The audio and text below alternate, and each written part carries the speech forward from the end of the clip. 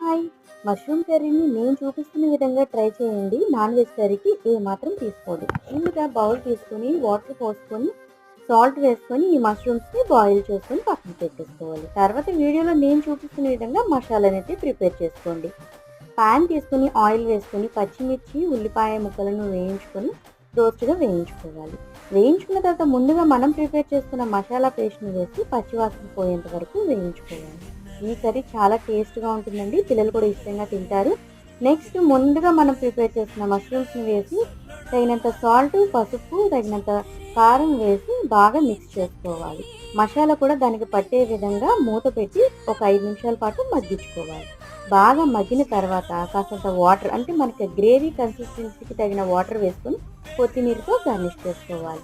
ఒక 10 మినిట్స్ పాటు ఉడికిస్తే mushroom curry ready అయిపోతుందండి. పిల్లలు కూడా ఇష్టంగా తింటారు. మీరు కూడా ట్రై చేయండి. Thank you.